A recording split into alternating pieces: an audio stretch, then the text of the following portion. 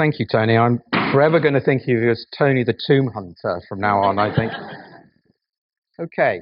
So this story, which is sad and rather wonderful all at the same time, does contain quite a lot of images of human remains. So I thought I'd just point that out right at the beginning of the talk, in case you feel uncomfortable in any way with viewing that kind of material.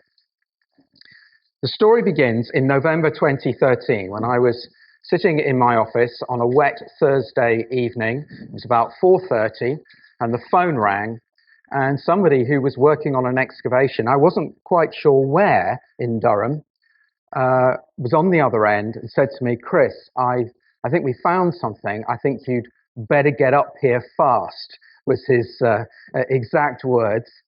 And so I found that they were excavating up by the cathedral and made my way up there. And what they discovered were two mass graves containing the remains of 29 individuals, as it turned out. Now, this is the centre of Durham where the find was made and where the excavations were going on back then. This is Palace Green, if those of you that know Durham, with the castle to the north there, and with the cathedral, which Tony has mentioned, with the churchyard down here at the bottom.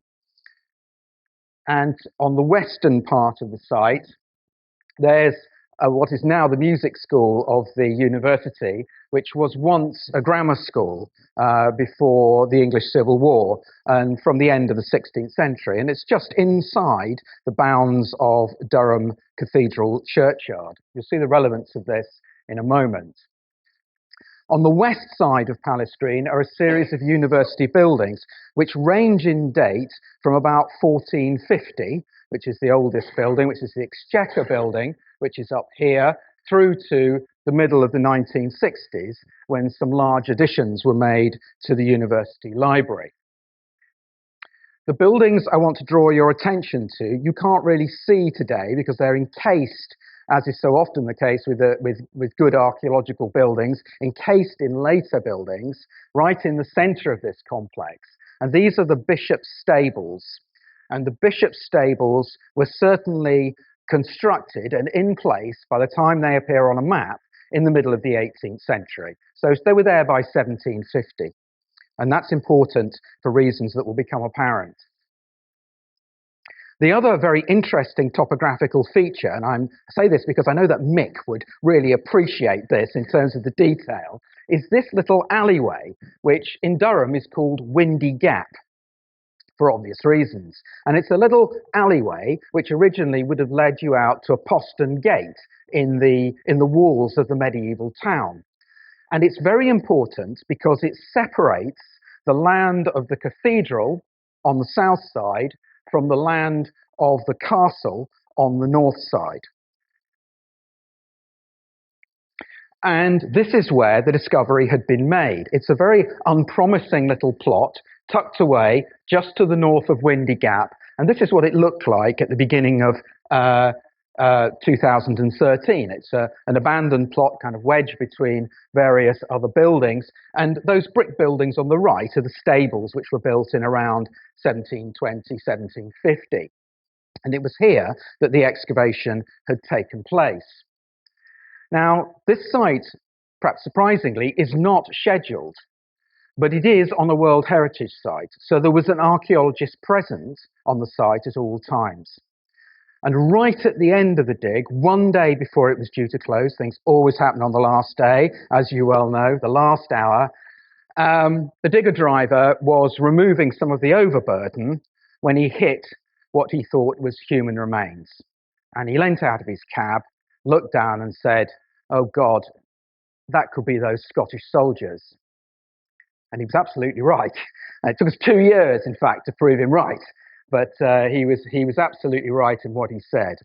And the human remains that we'd found were just below this large 18th century pit, just full of clay pipes and pottery and so on, very easily dated, which had cut into this sort of tan-coloured layer you can see behind the digger. And it was on the top of that tan-coloured clay that the human remains had been found. Now, the remains were initially undateable. There were no pins, there was not so much as a shoe buckle, there was no artifacts whatsoever to help us date this material, just a large mass of human bone. And as we began to work away at this material, we realized, I'm hoping this is going to work, yes, we realized that we had a series of bodies which had been laid side by side. Note the orientation, north-south, not a usual orientation for a Christian burial, one on top of another, in all kinds of postures, some with their hands over their faces, some with their hands in the air, some with their hands splayed over to one side, packed in to this grave. And of course, we realized we were only seeing part of what was there. The rest of it was disappearing away under buildings to either side. So the site itself was much bigger. We were only looking at a very, very small sample of it. People ask me if I can present to them an idea about what we were looking at, because it's difficult to appreciate when you look at the excavation photographs, and for that reason I've left them out. But I'm going to show you these two images, which are rather horrific and rather striking, which show what the archaeological record certainly suggests in Durham, that we have mass graves of this kind of shape with this kind of number of bodies in it, perhaps about 40 to 50 individuals packed in to a grave about 3 meters wide, rectangular in shape, and very similar to ones that have been found in the 17th century in what is now Germany, and also very similar, I don't know whether you can see this image, to Spanish Civil War graves from the 1930s. Graves of this kind in a military context tend to be very similar, actually, in their dimensions. But we did think at the time that this might be a set of plague pits. That was our initial interpretation. And so the first thing we had to do was to get these finds back to the laboratory. In terms of their situation, this is the red circle here depicts where the find was made. This is Windy Gap. You can see we're on the north side of Windy Gap.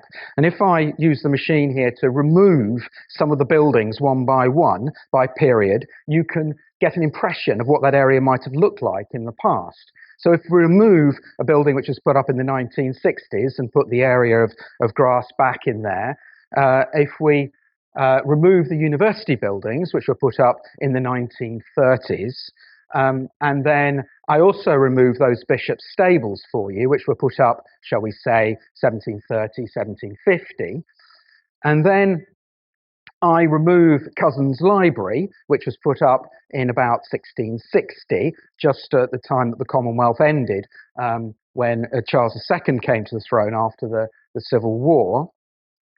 And I removed the music school, and I put back the grammar school, the outline of the grammar school, which we know was there at the end of the 16th century. So we know there was a building there.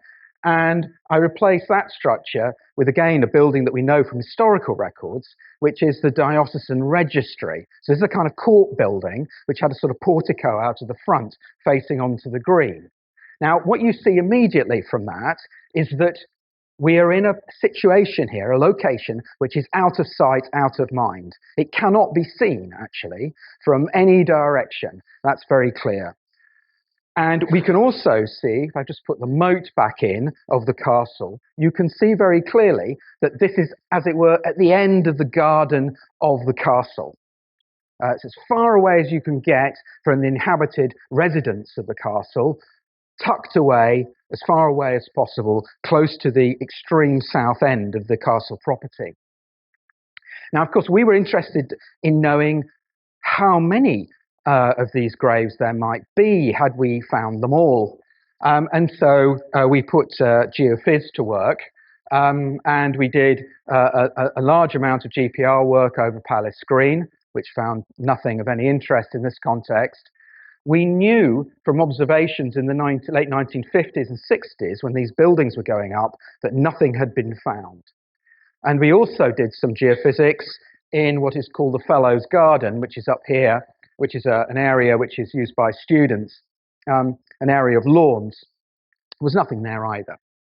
So this suggested that if there were to be further mass graves of this sort, we weren't sure whether there would be because we didn't understand the context, we didn't know the date at this stage, they're going to be underneath those university buildings, basically, under the floor.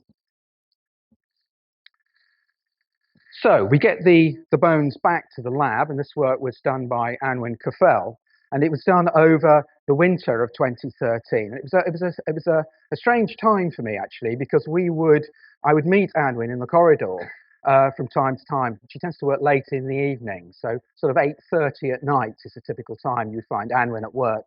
She'd say to me, "No, there's something very, very strange about this material." And the first thing she said to me was that they're all very young. In fact, they're aged between 13 and 25, as it turned out, with only a few who are a little bit older in their mid-40s. So quite a young population. And she realised that they were all male. All the ones she could sex were male, and in fact, I can tell you that DNA done more recently has established that they were all males. Now, in the case of a grave of this sort, which might be a plague pit, you would expect that it would contain women, and you would expect that it would contain children and older people. Here we are looking at a very, very defined slice of the population. It's young men, and this is typical of military context. And so we began to think about possibilities and go back to the words of that digger driver who said, "Oh, that will be those soldiers from Dunbar, those Scottish soldiers then." You know, maybe he was right, but we had to prove it. When we looked at the bones in more detail, we found that these individuals had had a pretty troubled time in their earlier life. Many of them displayed enamel hyperplasia, which is an interrupted growth of your teeth when you're suffering from perhaps starvation or from some severe medical condition. And what happens is that your teeth stop producing the enamel, and your body focuses on staying alive. It puts all its efforts into keeping you alive. And that what you're left with are these very bizarre kind of tree rings at the front of your teeth, and this sort of pitting effect. And I don't know whether you can see this slide here, but this has pitting on the top of one of the molars. And this indicates that this individual was starving when they were in the first 2 or 3 months of life. Very likely, the mother was also in a poor medical condition at the time the child was born. So we are looking at an impoverished population. And this is the case for almost 2/3 of all the skeletal material that we recovered. We also found evidence for both scurvy and rickets. So these individuals were being deprived of vitamin C and vitamin D, and there was lots of evidence of sinusitis. So this indicates a bad domestic environment, perhaps coal, peat fires, something like that, lots of smoke, or perhaps a poor occupational environment of some sort. At this stage, we weren't sure what that might be. We also had very little evidence of trauma. We have 1 broken rib and 1 broken finger. So this began to worry us a little bit. Did this really stack up as a military context? Why hadn't these individuals suffered on a battlefield? Why did we not see more evidence of wounds? We had this linear mark in one of the crania on the top of the head, which we were initially thought was probably perhaps a sword blow. But when we looked at it down the microscope, we realized it was actually the blade of a spade of a workman who'd come down on top of this, perhaps in the 19th century, and then presumably covered it over again. And one of the interesting things about this material is that we know from the archaeology that it was discovered at least 3 times before 2013. And on each occasion, nobody came forward to say anything.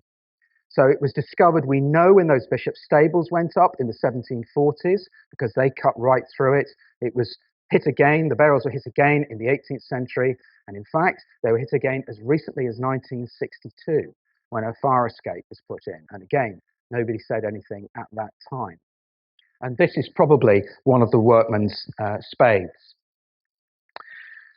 Some of the skeletal material told a very interesting story. Because the individuals are very young, we don't see much evidence of poor dental health, as you would expect in an ancient population. This guy has a very, very troublesome abscess, as you can see, but that's quite a rarity here because they're so young. We have several examples of notched incisors. So this is the teeth right at the front of your mouth, and it's got a V-shaped notch in it. And these V-shaped notches, for archaeologists, are often said to be indicative of working with textiles or perhaps working with sinews, occupations like perhaps being a textile worker or working as a fisherman, mending nets. And if any of you sew, you'll know that you may have a habit of holding pins in your mouth. And again, that's very typical of creating this kind of notching in the teeth. Particularly interesting were a number of intact crania with their teeth and dentition, which showed a crescent-shaped notch right at the front of the mouth. And this is characteristic of pipe smokers. Now, if you've got pipe smokers, that means we must be talking about graves which postdate the introduction of tobacco. And tobacco comes in to England in about 1612. It's really prevalent and fashionable in the northeast and in Scotland by about 1620. So these men must postdate 1620. And here are some likely looking lads doing their smoking. We also looked in great detail at the calculus, that's to say the hardened plaque which the dentist scrapes off your teeth when you go and have your teeth cleaned. Excuse me. You ought to tell them not to do it, actually, because it's great archaeological evidence.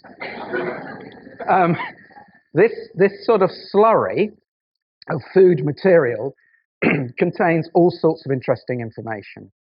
And when this was excavated on a number of individuals, we found food residues like oats and brassicas. This is a piece of kale caught behind somebody's teeth. And this is soot.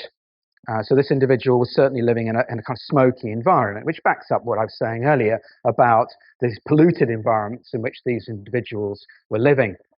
You can also do very clever now DNA analysis on that plaque, and that will tell you what diseases what oral pathogens were inside the individual's mouth at the time that they died.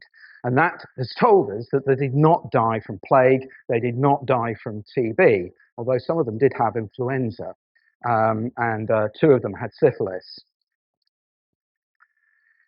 In terms of what happened, the process involved in between them dying and being placed in the ground, we do get one very unpleasant insight into what may have been happening. I don't know whether you can see that both of these bones have these parallel lines. Can you see that? More or less running across them. This is rodent gnawing. And it's more or less at the time of deposition. And so what this indicates is that the bodies were either stockpiled before they were buried, or when they were buried, and they were perhaps buried quite shallowly, then the vermin got into the graves.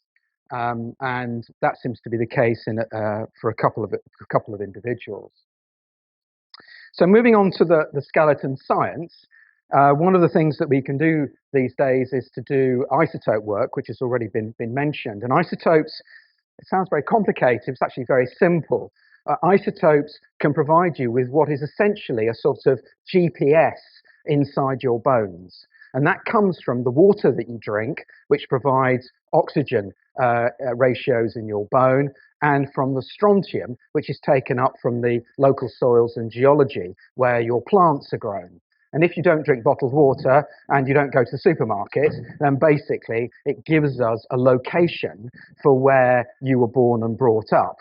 And we can look at that over time as well, incidentally. Now, what this very complicated looking graph tells us is that most of these individuals were from the northeast of England, or from Scotland, most of them probably from Scotland. These are the yellow dots, which are individuals. But these three individuals are definitely not from the British Isles. They come from somewhere else, and their oxygen isotopes tell us that they are probably from a Baltic country. They're probably from what is now Sweden, but they could be from northern Germany. So that's an interesting new piece of information. In terms of the dating strategy, well, I think I've already given the game away. If you know that smoking comes in after 1612 because you've got these notched teeth, you know that the individuals are buried underneath a building which appears on a map in 1754. You've got to be talking about this kind of window in which they were buried. And then it was a question of doing some very interesting radiocarbon dating on the teeth in the mouth using a new technique which was developed for this project, which enabled us to be very precise about when they died. And that's summarized in these dating results here, shows us that they are pretty much put in the ground around 1650 to all intents and purposes. There's very little chance that they were buried outside of that kind of date range. The information that we have from the isotopes and also the physical remains gives us what I think of as osteobiographies. We can tell the stories of each of these 28 individuals, incredibly, and knowing when they died, 1650, knowing how old they were when they died, then we can begin to show their journey towards Durham and towards their final burial. And that's a very, very rare thing for an archaeologist to be able to do. You know, in prehistory, in the Roman period, that really can't be done at all. But here we have people who we can almost touch. This is only 9 generations ago, after all. We decided that we would do some facial reconstruction, 3D reconstruction, and this was done by Caroline Wilkinson at Face Lab at Liverpool John Moores University. And she did this fabulous job producing this face for us, which we've used in the exhibition. And I think that for many people who were interested in this project, the moment at which you have a face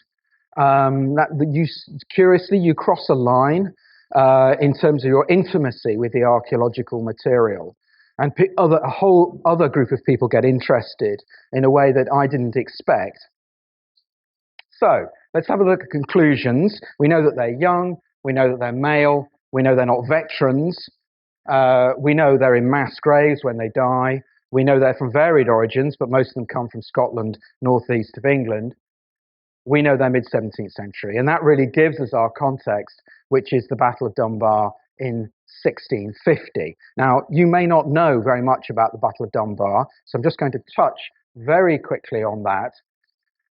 1650 is 1 year after Charles I loses his head, and Scotland decides that it will align itself with the future Charles II, and that puts them, the former allies of Cromwell, in opposition to Cromwell.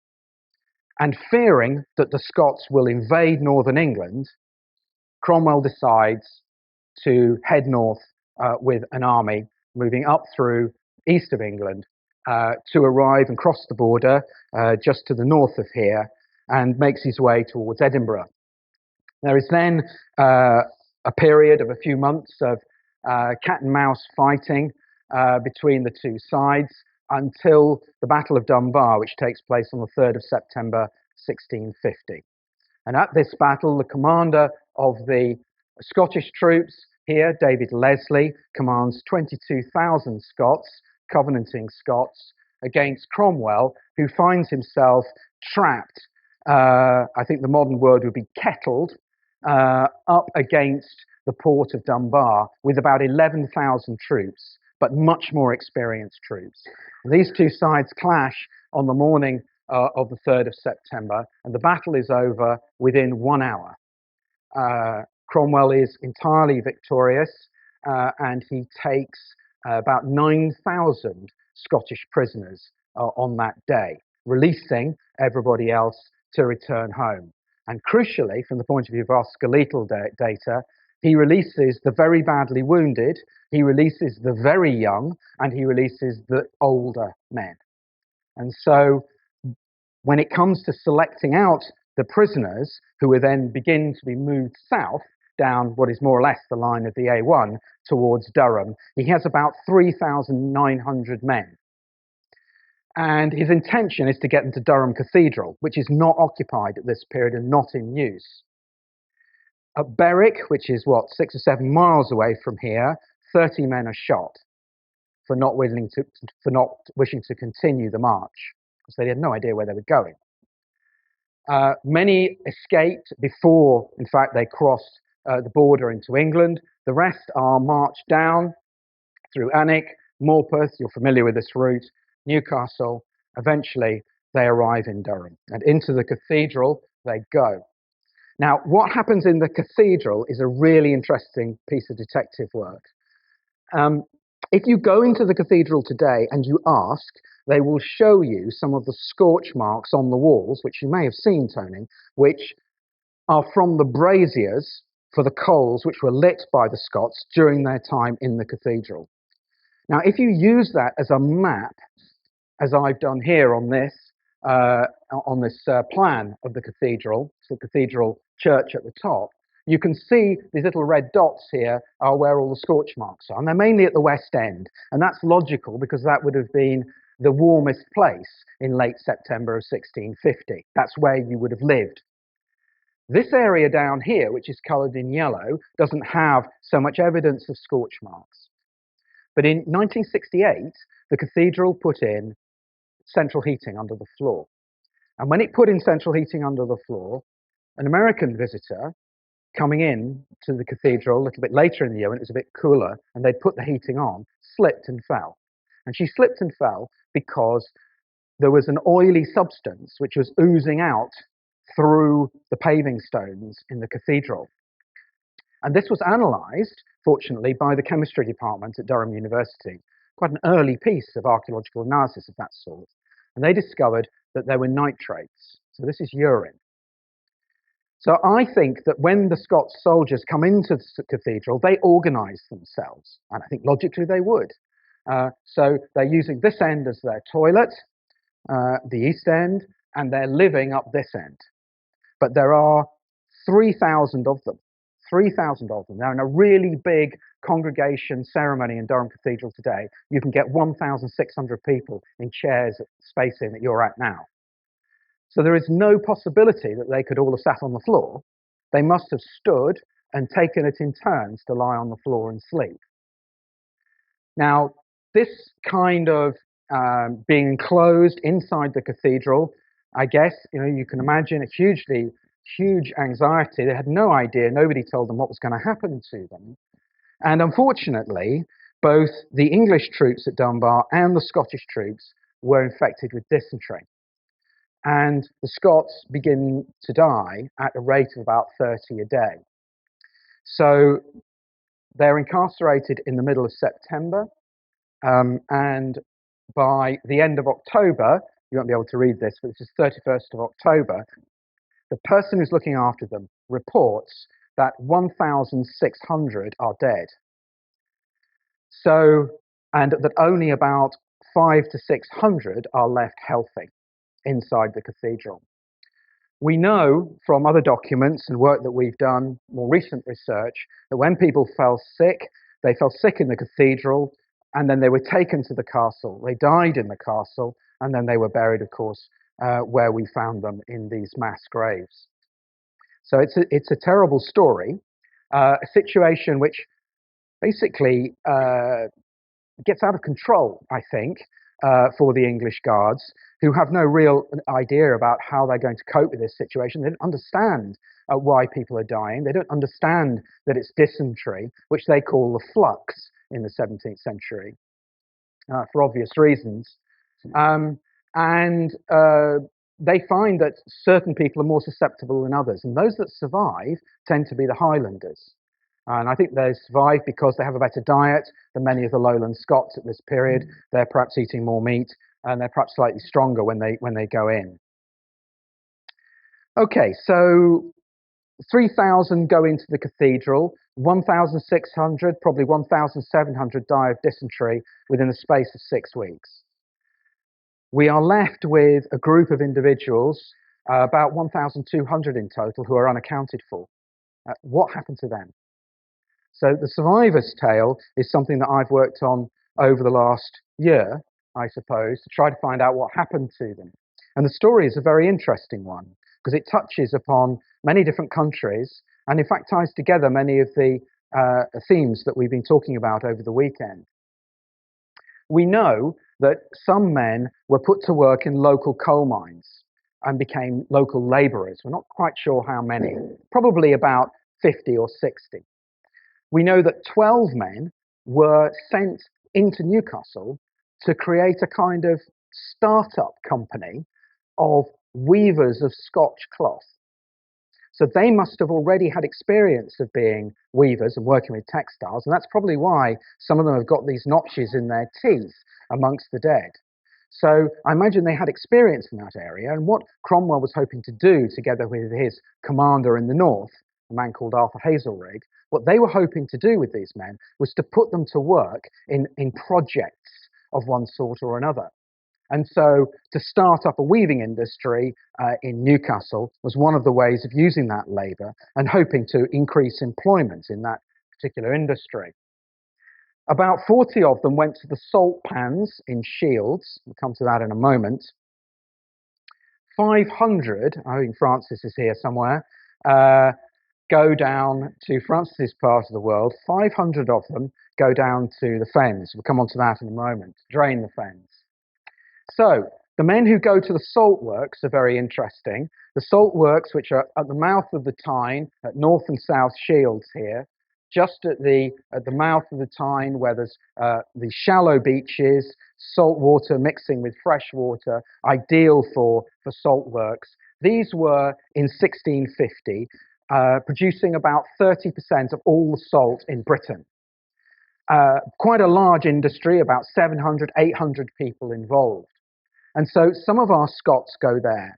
And I do wonder whether some of the evidence that we've got for people living and working in a polluted environment, those ones with the little bits of soot in their mouths and bits of charcoal, whether they perhaps would have been involved in this kind of industry. So what I imagine is somebody is going into the cathedral and saying, right, I'm going to take 40 of you out of here now. You're going to the salt works in Shields. Who wants to go? And some of them would think, well, I'm probably out of here, shortly anyway. I'm staying put. Others of them would say, right, me, I'll go. I've got experience of salt working, and we're a group of mates. We're related. We'll go. And so 40 of them go off to Shields. And then 500 of them are put in a boat from Newcastle to King's Lynn, and they are walked from King's Lynn down to Francis's part of the world to work on the 100-foot drain. And they are responsible for digging the 100-foot drain. They are bizarrely ordered to be dressed completely in white from head to foot with white caps, white and woolens, and that's so they can be seen if they run away. And posters are put up in all of the local villages to say that a reward will be given if they can catch an escaped Scot. And the company, who are called the Company of Venturers, they were also to be fined if people escaped. And they stayed here for about 18 months, and then they were sent back to Scotland. They were released. So we have a little bit of detail about these individuals. No, nothing archaeological, sadly, but I think very likely that they were put to live, perhaps in tents, in this fort, which is a Civil War fort, which would have been more or less intact at the time, which was built in 1643. And this kind of area in and around the fort, I think, is a likely area for accommodation of a sort of tented sort, feeding large numbers of people, together with their stewards and wardens. But unfortunately, no recent archaeological work has been done here to show that that's the case. But I think it's one of the very few possibilities to try to tie down any archaeology associated with them. Now, they didn't just stay in England, they went further afield. Cromwell wanted some to go and fight in Ireland, but actually they didn't go. He wrote to Hazelrig, who was running operations in the cathedral, and said, "Look, I want 2,000 men to go to Ireland." And Hazelrig replies and says, I can't. They're all sick. There aren't 2,000 men here who are healthy. That's not possible. And nobody goes. So I don't think anybody went to Ireland at all. I do know, though, that 500 men leave the dockside in Newcastle and end up getting involved in the French Civil War. They are taken over there by Cromwellian sympathisers to fight against the crown in Normandy, in that part of the world. And their names begin to crop up in documents in 1651, 1652. I think some of them go to Barbados, but I'm not entirely sure how many, probably less than 50. They're supposed to go to Virginia, and there are documents which suggest that that was people's intentions, but they don't actually go. And the ones we know most about are those who go to New England, and this will be of particular interest to anybody on the other side of the Atlantic who's listening to me talk now. And this is the order of the Council of State telling Hazelrig that the men must go now to New England. And this reads, I'm going to try and read this, that letters be written to Sir Arthur Hazelrig to deliver 150 sound Scottish prisoners to Augustine Walker, the master of the ship Unity, to be transported to New England. Now, Augustine Walker is a ship's master in Berwick-on-Tweed. He owns a house on the Azores, and he owns another house in northern Spain. And he is an international merchant of the middle of the 17th century and an ace ship's master with lots of experience. And I think it's just chance that he happens to have a boat on the Thames at the right time. The men are moved down to London. Some of them fall sick there and are taken off the boats and put in pest houses and then probably sent back to Scotland. But the 150 then set off on this journey. Bear in mind that none of them have probably ever been in a boat before. They're going to be locked below deck. The seasickness, the anxiety, the worry about where they were going, it doesn't bear description, really. But Augustine Walker is a real star and hero in this story because the trip would usually take about 8 weeks. On a ketch of this size, there's only food for about 6 weeks. So you would expect 2 weeks of more or less starvation on the boat. And if there's big storms out there in the Atlantic in December, and this was December, then it could take significantly longer. One boat at this period takes 22 weeks to get to Boston. So Augustine Walker does it in 6 weeks, which is absolutely remarkable. And because of that, nobody dies on the boat. So the men arrive in Boston at the quayside. You won't be able to read this map, but this is Cape Cod here. Here is Boston. And this, of course, was part of the Puritan Massachusetts Bay Colony, full of English people and Puritans who were scarcely sympathetic to a group of young Scottish men. And once they got off the boat, they were separated effectively into 3 groups. One group went off to ironworks. The other group went off up here into southern Maine and New Hampshire, at the top of the map there, can't reach up there. And they were sent to work in sawmills. And then the others, about 30 of them, were sent into domestic service. And they were sold on the quayside at a price of about £20 per head, something of that nature. Okay, so the men who went to the ironworks ended up here, just outside Boston, which is now a national park. Been excavated in the 1940s and 1950s. We even have archaeological materials from this site, which were produced undoubtedly by the Scots, like this 17th century cauldron here. And the whole site has now been reconstructed, so you can visit this.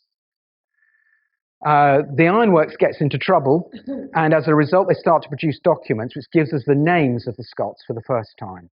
And so now we're able to read documents, and we can get names like James Daniel, James McShane, George Darling, James Adams, Thomas Kelton, so on and so forth. And as soon as we get a name like this, New England records are absolutely fantastic. It means you can then begin to trace them and their families as they go through the rest of their lives.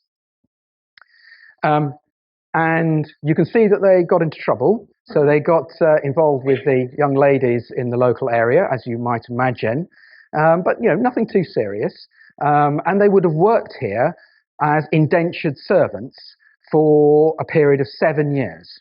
So bearing in mind that most of them are about 16, 17, at 24, in around 1657, 1658, they are then released.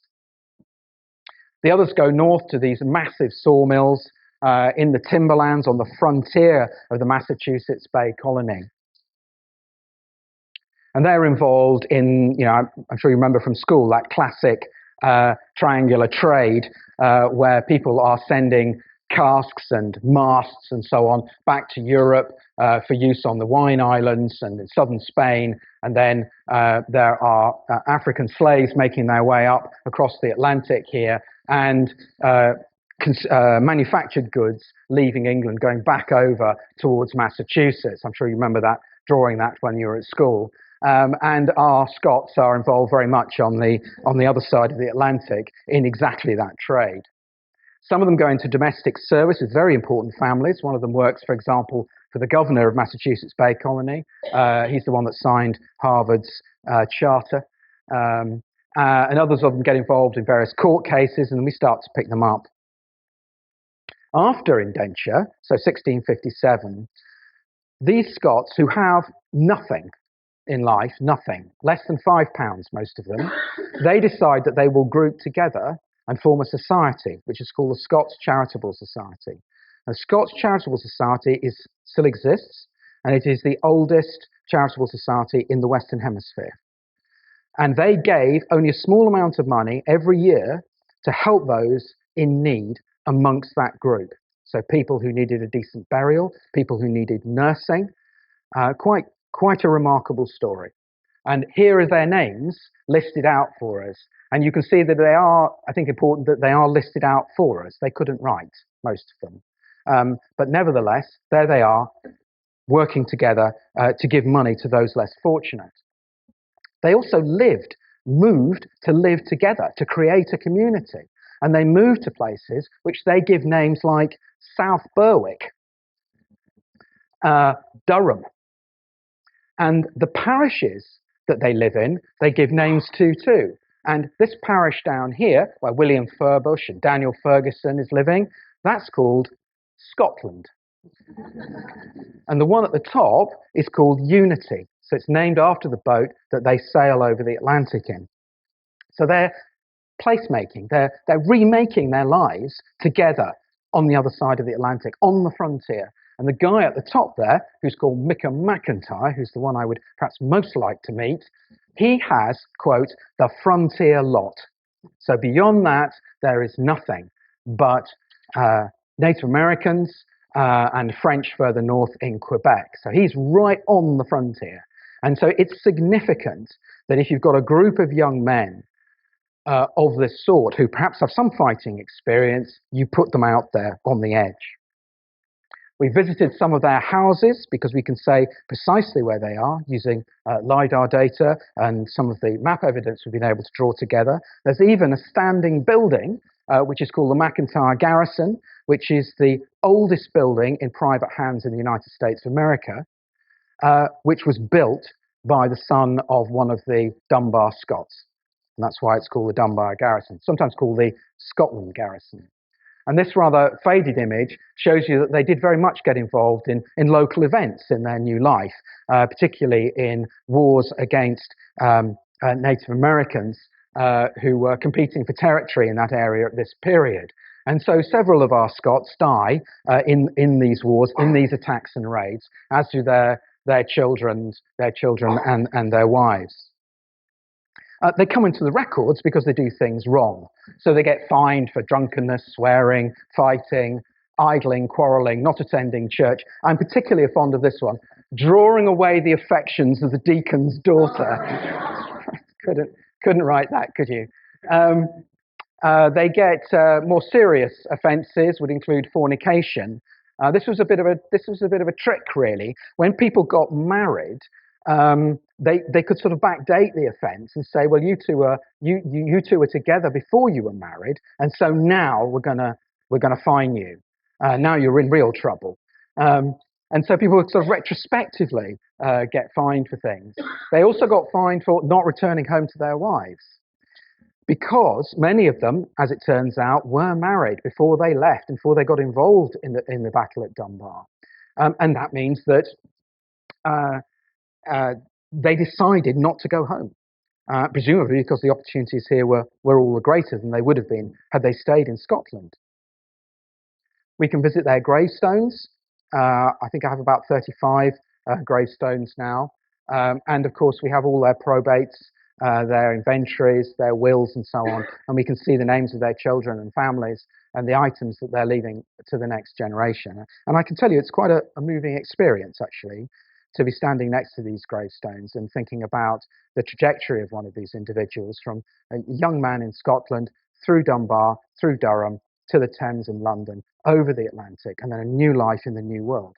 Quite an extraordinary journey, I think, for a young man.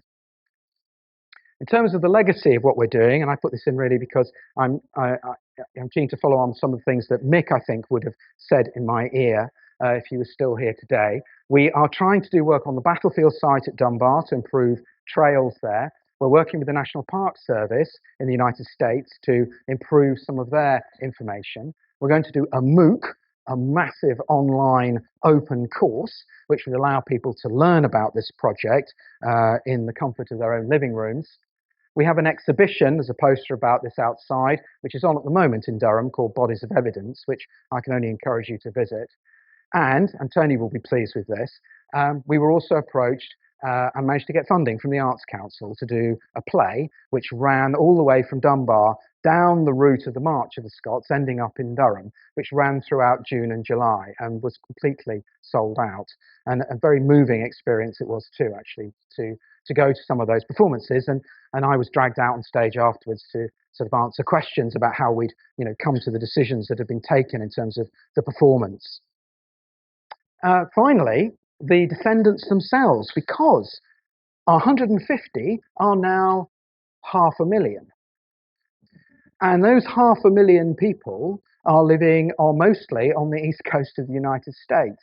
And when we made this discovery, I think it's fair to say we almost collapsed the university's IT systems with people trying to get information about their ancestors. And as you know, and this is a huge topic and one we very rarely talk about actually as archaeologists, but people got in touch with us from all over the place. And I did a Who Do You Think You Are program with one of the descendants, John Cryer, who's the guy out of 2.5 Men, if you know him. And Kate Upton here, she is another descendant of the Scots as well. So 2 celebrity Scots from the 150 who went over. And of course, none of these families ever returned. Back here, and just a final slide, the human remains were reburied in May of this year, and they're in a cemetery in Durham. There is a commemoration plaque now in the cafe that Tony referred to, which you can go to, with a plaque on the wall made of stone from the battlefield site. And if you go to the cathedral, if you go to the east end of the cathedral, in the Chapel of the Nine Altars, there's a separate plaque there acknowledging the Scots who died in the autumn of 1650. Thank you.